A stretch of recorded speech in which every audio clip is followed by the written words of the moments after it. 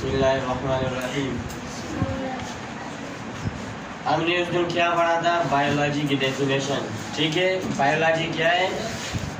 The branch of science which deals with the study of living things और life bearing things, यानी कि science की वो शाख जो जिसमें लिविंग थिंग्स यानी कि जानदारों के बारे में क्या किया जाए? मुताला किया जाए, स्टडी किया जाए।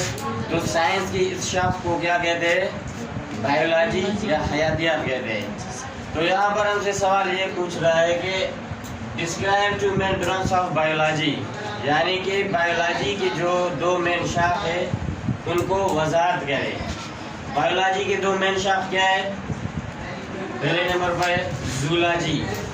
ठीक है, बायोलॉजी खुद साइंस की शाख है, लेकिन ये तो वैसे तो बायोलॉजी के बहुत सारे शाख है, कई शाख है, लेकिन जो अहम शाखें होते हैं जिसको सेपरेट अलग पढ़ाया जाता है आगे एमएससी में, वो ये दो है, जूलॉजी और बॉटनी।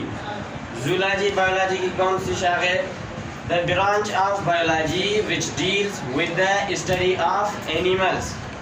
बायोलॉजी की वो शाख जिसमें जानवरों के बारे में मुताला किया जाए। बायोलॉजी के इस शाख को क्या कहते हैं? ब्रांच को जूलॉजी कहते हैं। ठीक है, और botany the branch of biology which deals with the study of plants.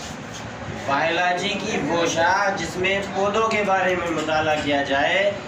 Biology के इस शाख को क्या कहते हैं?